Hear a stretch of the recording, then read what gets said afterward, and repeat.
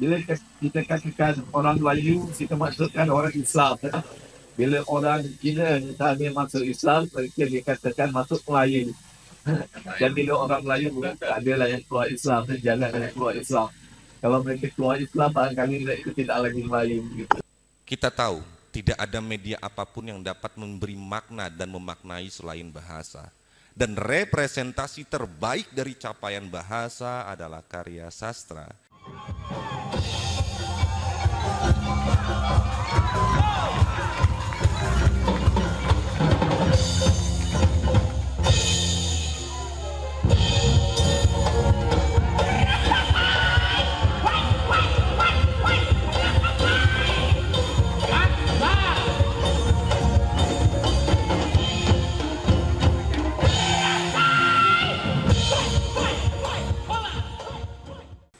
Saya yang kita bercakap tentang karakter pendidikan di Malaysia dan sebagainya, kertas kerja saya telah pun saya edarkan.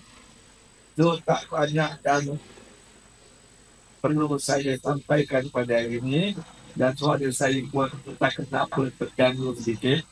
Tapi pada asasnya, saya kita memperkatakan hubungan antara pendidikan bahasa Melayu terhadap orang Melayu.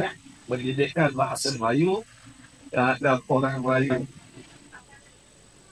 Dan of course, kita faham di Malaysia, bila kita katakan orang Melayu, kita maksudkan orang Islam. Bila orang Cina misalnya masuk Islam, mereka dikatakan masuk Melayu. Dan bila orang Melayu, adalah yang keluar Islam, jangan yang keluar Islam. Kalau mereka keluar Islam, barangkali mereka tidak lagi Melayu. Gitu. Maka kita istilah-istilah seperti ini yang biasa kita gunakan.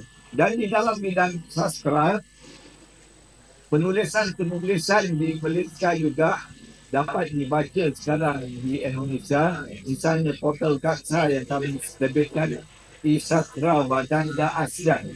Isastra Baganda ASEAN. Di situ kita ada satu grup WhatsApp. Ada orang panggil WhatsApp, ada orang panggil WhatsApp. Grup WhatsApp di mana saudara boleh hantar karya saudara, dan dari karya-karya di grup WhatsApp itu kami akan pilih karya-karya yang baik, yang menarik, yang outstanding misalnya, dan kami pilih siarkan karya itu di portal di Sastra Baganda ASEAN yang boleh dibaca di mana-mana. Ya. Kemudian saya diminta juga menerangkan bagaimana gambaran orang Melayu yang dikemukakan dalam karya-karya sastra di Malaysia.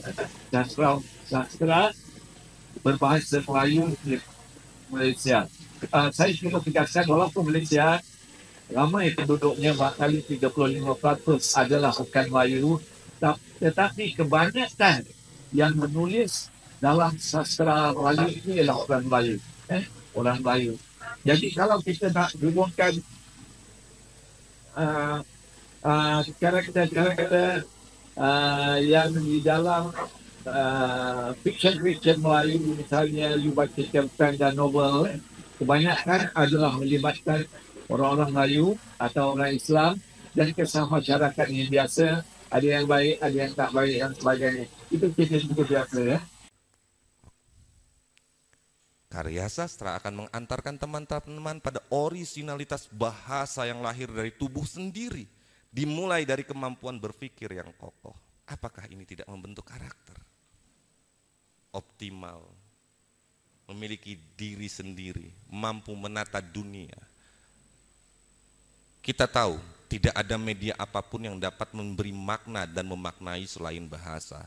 Dan representasi terbaik dari capaian bahasa adalah karya sastra. Sastra tidak boleh hanya menjadi artefak. Sastra harus masuk kembali dalam dunia pendidikan, terinternalisasi dalam semua wilayah. Tanpa ada kata sastra, tapi sastra masuk di dalamnya. Saya harap dalam tuturan sehari-hari kita dalam wabah umpatan yang tak tepat hari ini, saya tidak ada masalah dengan umpatan-umpatan, tapi tepat itu penting. Ini setiap hari orang ngumpat A, ngumpat B, ngumpat C dengan kata-kata yang kotor sekali. Kotor itu bukan karena katanya, karena penempatan yang tidak tepat. Semoga sastra masuk dalam komunikasi sehari-hari. Tetap menggunakan bahasa sehari-hari, tapi punya nalar sastra, punya mental sastra, punya imajinasi sastra, bisa membentuk dunia yang utuh dari kekacauan-kekacauan sehari-hari, termasuk kekacauan-kekacauan perasaan Anda. Sebagai penutup nanti ada diskusi. Seringkali orang berpikir jatuh cinta itu datang begitu saja, tapi lupa bahwa sebetulnya jatuh cinta itu dibentuk oleh pikiran. Terima kasih. Wassalamualaikum warahmatullahi wabarakatuh. Tepuk tangan sekali lagi untuk Mas Rais. Ya. Tentang semesta sastra ya. Semesta sastra yang secara kurang lebihnya saya merasa sangat tersindir. Karena saya merasa sebagai produk gagal dari pendidikan sebagai dosen matematika yang berkacamata tebal. Gitu ya. Saya juga sangat heran, kok bisa ya orang-orang sastra itu mikrofon mati aja jadi puisi loh, kok bisa ya? Zoom lupa di mute jadi karya sastra, kok bisa kayak gitu? Karena memang dari dulu saya itu suka melihat suatu pola. Kalau dalam matematika itu segala sesuatu itu ada polanya, tapi memang menurut saya salah satu yang pola yang tidak berpola itu ya karya sastra menurut saya. Jadi ini insight baru nih, temunya bawang merah dengan bawang putih ini. Jalur yang lain ini, oke. Oke, nanti tentu kita masih akan banyak berdiskusi dengan Mas Rois, tapi sebelumnya the least but not last ya, kebalik ya, the last but not least, Dr. Rindra Puspitasari will deliver the material about the national character based on educational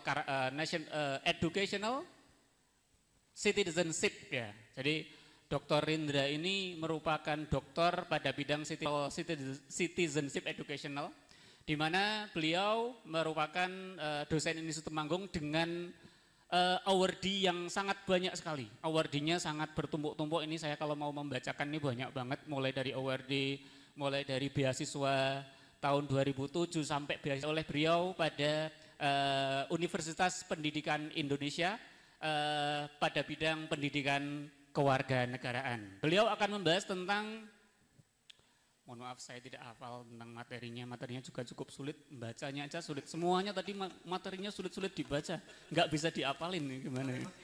Oh ya, nggak ada polanya juga ini Mas, nggak bisa berpola ini. Dr. Rindra Puspitasari MPD, beliau akan menyampaikan tentang education strategy based on culture in building national character. Jadi pendidikan, dan oleh karena itu kita perlu mohon izin selayaknya seperti setiap hari kita berangkat kuliah, berangkat sekolah, kita juga mohon izin kepada orang tua dan tentunya mohon doa restu juga. Yang pasti bentuk bakti lah anak terhadap orang tua. Mungkin gitu. Oke, terima kasih. Terima kasih. Sekarang Mbak Nisa, kenapa ketika menikah seorang istri itu kalau di upacara Jawa biasanya disuruh mencuci kaki suaminya? Silahkan. Mungkin menurut saya itu bentuk bakti dari seorang istri, kan kalau sudah menjadi istri mengabdi selamanya kepada Cianjur itu dari zaman dulu seperti itu.